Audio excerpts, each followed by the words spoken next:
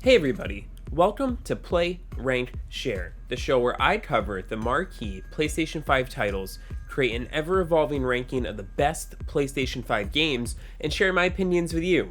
My name is Tyrus, and this episode is all about Sifu. Remember to like the video to help others find the show, and leave a comment about your thoughts on Sifu if you have played it, and with that out of the way, let's get started. For the uninitiated, Sifu is a brutally difficult kung fu action game where you attempt to get revenge for the death of your father.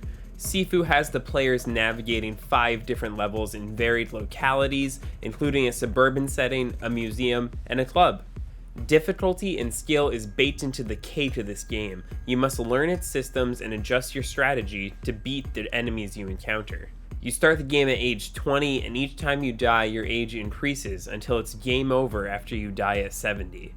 This concept entices players to replay the levels repeatedly to lower your starting age in the future levels. My experience with Sifu was mixed at first, and I almost set it down after only playing for a couple hours.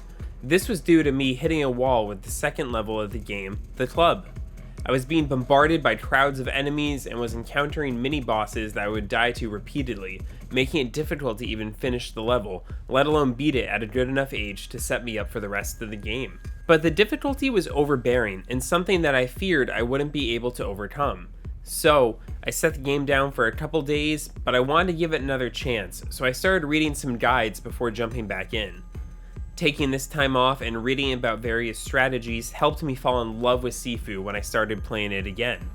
What I think the biggest issue with Sifu is that the game doesn't do a good job explaining itself. I wasn't aware of how crucial the dodge feature was initially, and it was only briefly touched upon in the tutorial. I was instead just trying to constantly parry enemy attacks, which I found near impossible to do when fighting big crowds of grunt enemies. When I read guides online, I realized how vital the dodge feature was to progress throughout this game. When I started playing again, I was able to move through the game quickly with my newfound appreciation of the dodge feature. I was able to beat each level in roughly 2 hours and found myself deeply immersed in the gameplay systems. One of the biggest strengths to Sifu is that the game is a manageable length overall and throughout each level. It took me 10 hours to beat the game and 12 to get the true ending.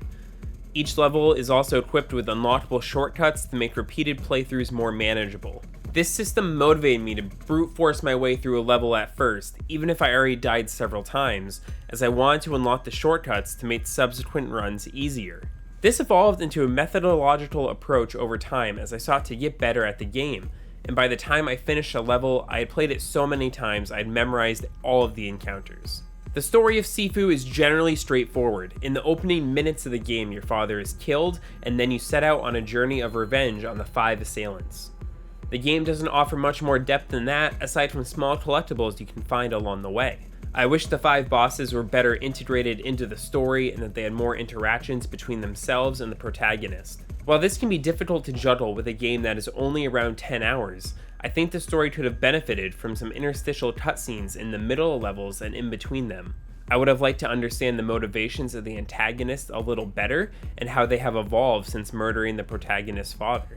Some environmental storytelling is used here throughout the levels to convey what happened, and I think that's really cool, but I just wish there was more depth to it.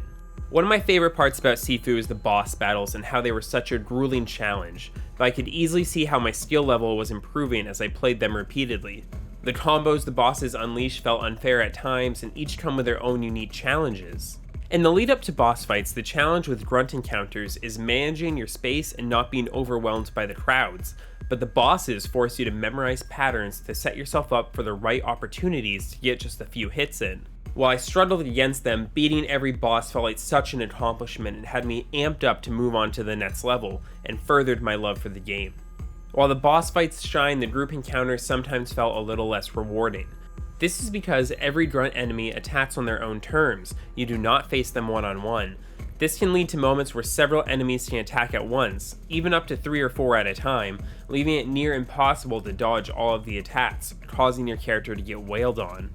While this can be remedied by using crowd control tactics, the game doesn't do a good job explaining how to do these, and sometimes the multitude of enemies can just be too overbearing.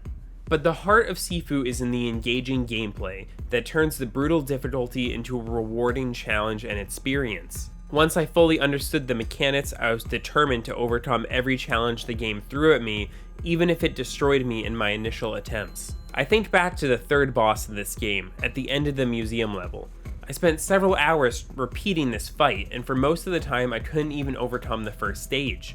But by the end, when I finally beat it, I only died 2 times in total, setting me well up to complete the rest of the game. This trial and error can feel trite if you spend a lot of time on one encounter, but when you get a breakthrough and beat it, it always feels so satisfying knowing you overcame that challenge.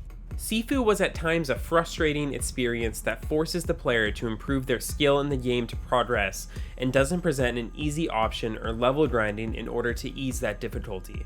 Despite this, the hooks in Sifu are deep in me as I carefully made my way through the 5 levels and did it again and again to get the true ending.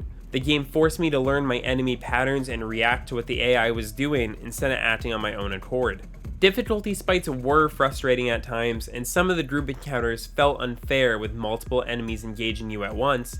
However, after beating every challenge in Sifu, I felt rewarded and still want to spend time in this highly stylized world even after beating it. The gameplay mechanics of Sifu are going to stay in my mind long after I'm done with the game, and easily establishes itself as the first Game of the Year contender for 2022.